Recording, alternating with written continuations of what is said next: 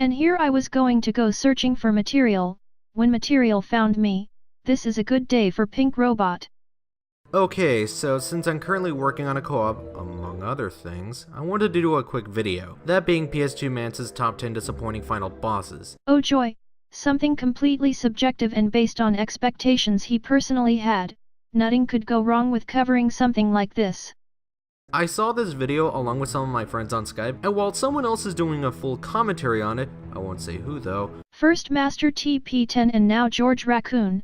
Do you commentators just enjoy referencing one another so you can be lazy with your points?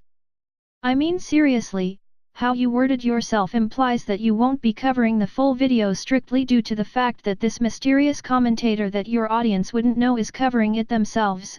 Considering you also call this a two-shot, that also helps me come to this conclusion. Another thing I wish to bring up is why keep this commentator secret? If you're going to shout them out, don't be half-assed about it. I have a few points I want to make towards this video. So... Amy Rose, anyone? Why switch your avatar? The one you had was fine enough. His first outing is still memorable, albeit easy, but his second time around? Man, talk about a major downgrade. First, unlike Sora, Riku's attack is always fixed, but in this case it's still manageable. But of course this leads to one of the biggest problems of the battle. Because this version introduced the duel mechanic, you can easily use this to your advantage, almost making Ansem do absolutely nothing. And come on, is that really fun? Of course it isn't.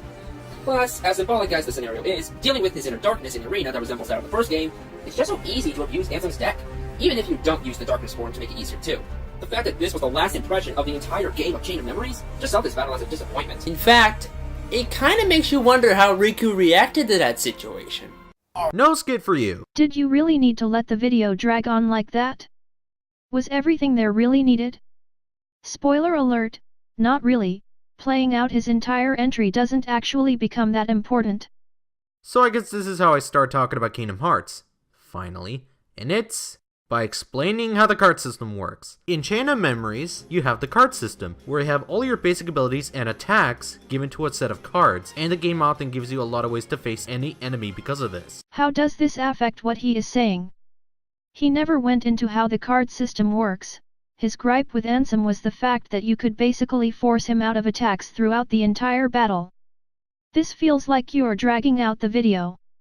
Sometimes you make a deck based on a single slate, sometimes you just wallop people with your basic cards and other stuff. These cards go from 0 to 9, in which the number is important for not only setting up slates, but also to tell what each number can do to benefit you. But for the sake of my argument, I'll go into 0 cards. 0 cards pretty much break every card regardless of what value it is. It could be 3, 7, or even 9. Now I'm surprised you never took this into account when putting Ansem on this list. Why would it matter?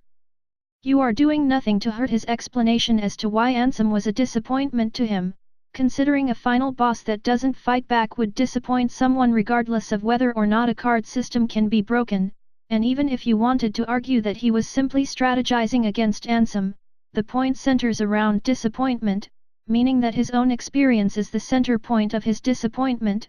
If a strategy like that can be done, and he did it, that might have disappointed him, considering that took away the challenge of a final boss.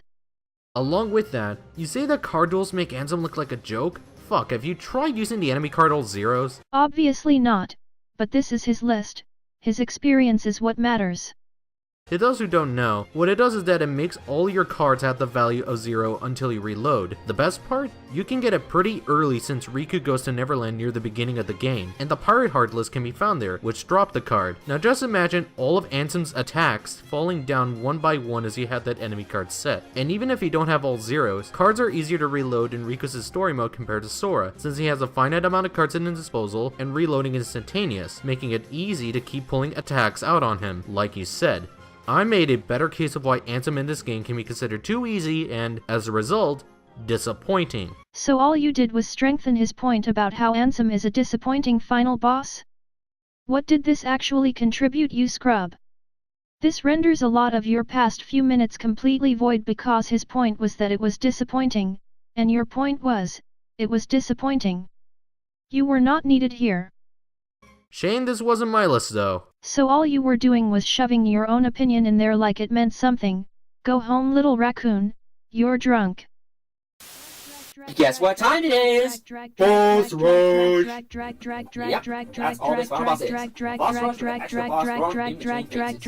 It doesn't help you fight the 3 previous bosses the exact same way you did before, but the battle gets fluid, can be rather cheap and more annoying than anything. The worst part, if you die, there are no punishments. You go right back to where you left off, with no consequences. Meaning, you cannot lose this battle, as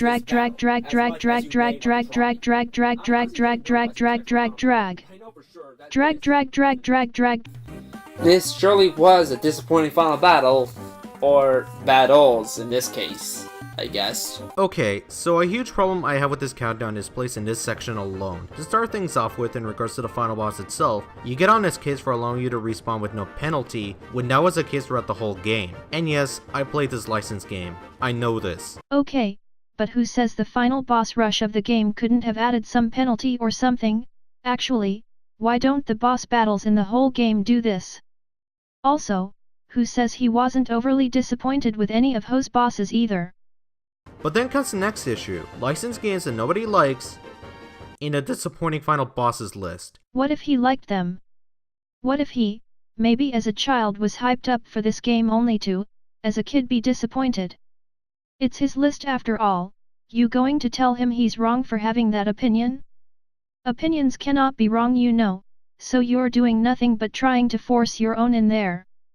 I mean, with Titan Joker, I guess I can see where you're coming from, but what do you expect about final bosses from games like Nicktoons Net Game Boy Advance, a Scooby-Doo game, Power Rangers Dino Thunder for the GameCube, or hell, SpongeBob? Not much. Opinion.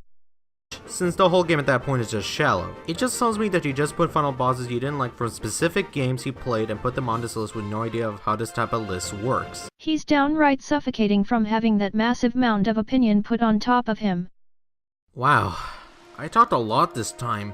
Could this be a sign of things to come? I would sure hope not, considering that all you did was perpetuate the idea that this person is wrong for putting a licensed boss battle on a list of disappointing boss battles without having any thought that perhaps nostalgia is involved with this kind of list and THS is based on his perception of standards to what he had hoped throughout his playthrough. Honestly, do you know what an opinion is? I would think not after watching what I have watched today. Keep that in mind for the next time you do a commentary on a countdown like this. I don't know anything, you fuck. That had to have been the most accurate thing you have said all video. Anyway, this is Pink Robot and I'll see you all next time. Gotcha.